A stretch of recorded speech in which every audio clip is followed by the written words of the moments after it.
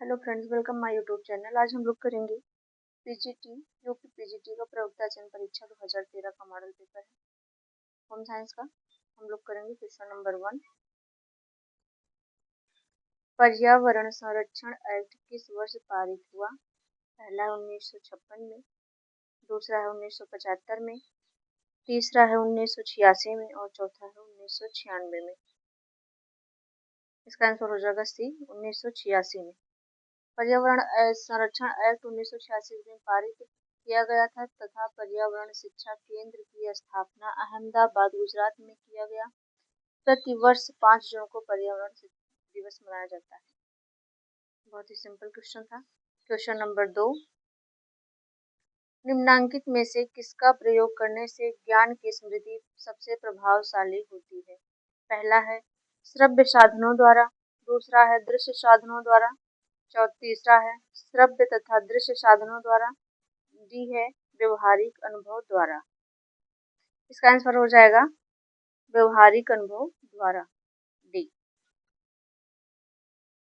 बचपन से ही व्यवहारिक अनुभव के द्वारा ज्ञान में वृद्धि होती है, जिसके लिए श्रव्य दृश्य सामग्री को उपयुक्त माना जाता है, जिसके प्रयोग से ज्ञान की स्मृति सबसे अधिक प्रभावित होती है, जैसे सरल से कठिन की ओर सीखना। क्वेश्चन नंबर 2 का आंसर है डी। Question number 3। चलचित्र किस प्रकार के विस्तारण विधि है? पहला है वाचन और दृश्य, दूसरा है वाचन, तीसरा है दृश्य और चौथा है सुनना। इसका आंसर हो जाएगा सी। चलचित्र किस प्रकार की विस्तारण शिक्षा विधि है? तो दृश्य वाला। दृश्य चलचित्र विस्तारण शिक्षा विधि है। चलचित्र द्वारा व्यक्ति किसी विषय वस्तु पर विचारों को नियंत्रित कर मनन का आधार प्रस्तुत करता है। एक अच्छी शिक्षा प्रणाली में चित्रों का उपयोग महत्वपूर्ण होता है।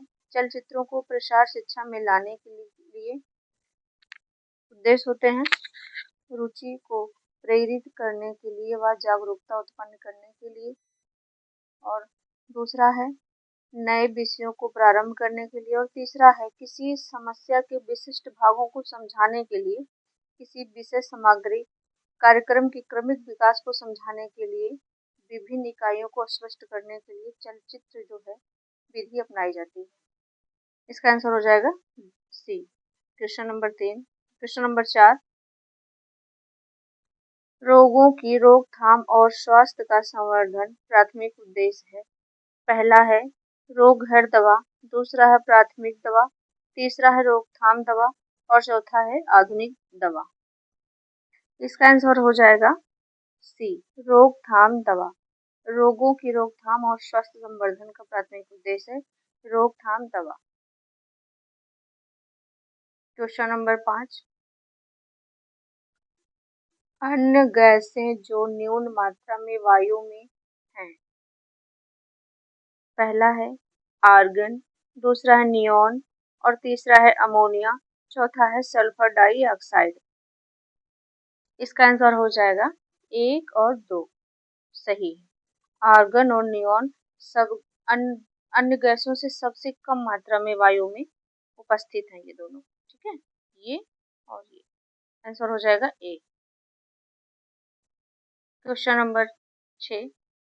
कृत्रिम वायु आवागमन अधिकतर जैसे स्थानों पर पाया जाता है। पहला है सार्वजनिक हॉल, दूसरा है सिनेमा घर और तीसरा है कारखाना और चौथा है बस अड्डा। इसका आंसर हो जाएगा सार्वजनिक हॉल, सिनेमा और कारखाना, तीनों 1 2 3 सही हो जाएगा। ठीक है, ये सार्वजनिक हॉल में भी होता है, सिनेमा में और कारखाना में। बस अड्डा तो कोई चारों तरफ से पैकिंग होता नहीं। Question number 7।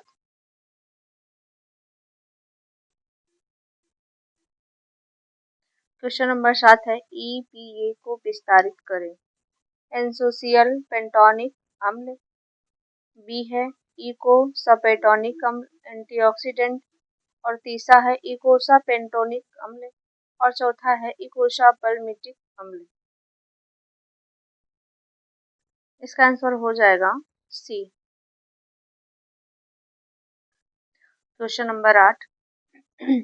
6 वर्ष से कम आयु के बालक, गर्भवती और स्तनपान कराने वाली माताएं, किशोर लड़कियों की लाभार्थी हैं। ठीक है। मध्याह्न भोजन कार्यक्रम की, बाल बाड़ी भोजन कार्यक्रम की, एकीकृत बाल विकास योजना की, और इनमें से कोई नहीं। इसका आंसर हो जाएगा सी, एकीकृत बाल विकास सेवा योजना। इसका आंसर हो जाएगा सी। 6 वर्ष से कम आयु के बालक, गर्भवती और स्तनपान कराने वाली माताएं, किशोर लड़कियां एकीकृत बाल विकास सेवा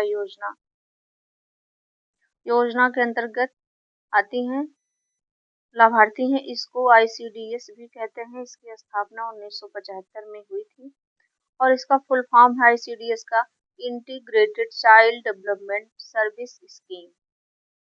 क्वेश्चन नंबर है 9। एक बालक चलने, दौड़ने जैसी गतिविधियों पर ...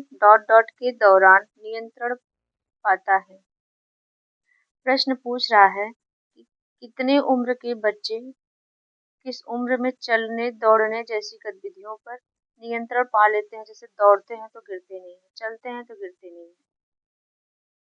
पहला है 1 या 2 वर्ष, दूसरा है 7 या 8 वर्ष, तीसरा है 4 या 5 वर्ष, और चौथा है 2 या 3 वर्ष। इसका आंसर हो जाएगा सी, 4 या 5 वर्ष। इसका आंसर हो जाएगा सी, 4 या 5 वर्ष। इस वर्ष में बच्चा अच्छे से अपने सभी गतिविधियों पर नियंत्रण पा लेता है। Question number 10। जल के शुद्धिकरण की भौतिक विधि है।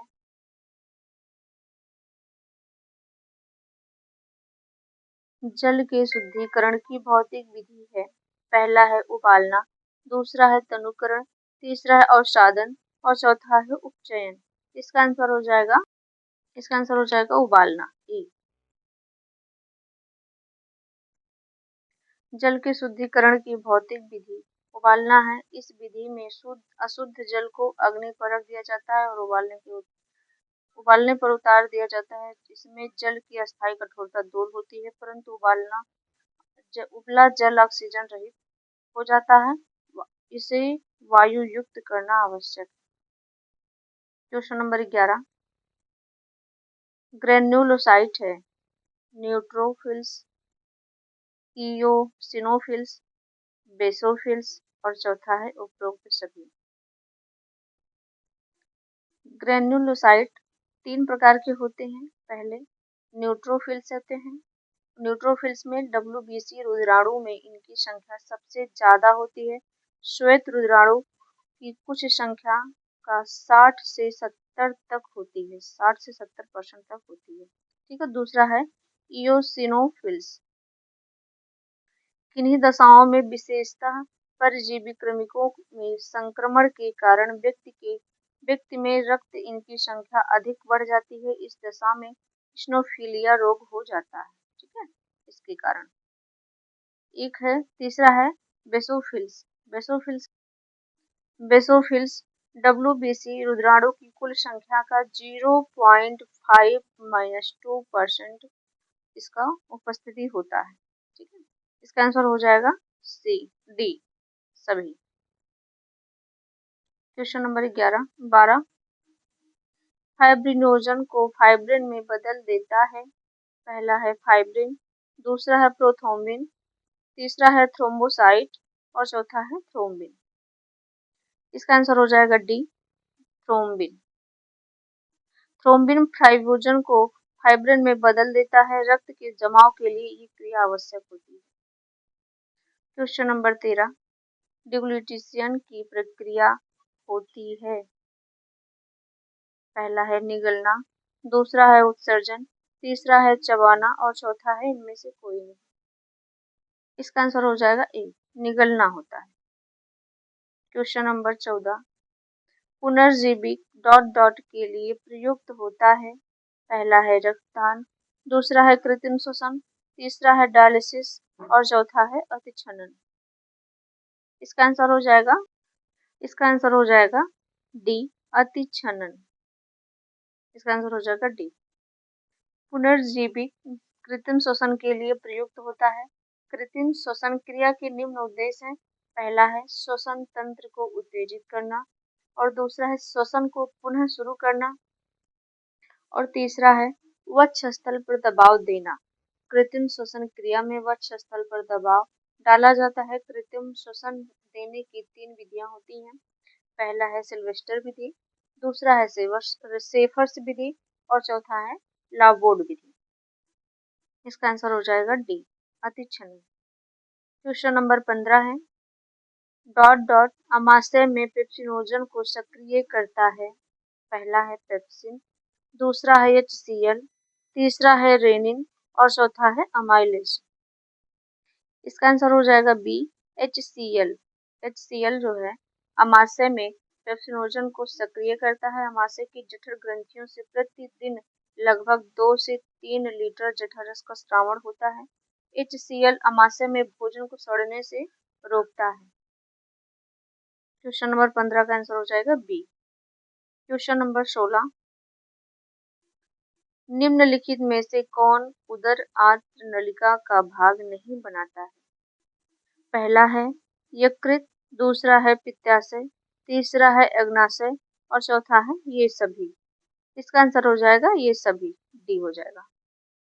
यकृत, पित्ताशय और अग्नाशय ये उदर आंत्र नलिका के भाग नहीं है। आज का सेशन यही समाप्त करते हैं। वीडियो पसंद आए तो लाइक करें, चैनल पर पहली बार है तो सब्सक्राइब करें।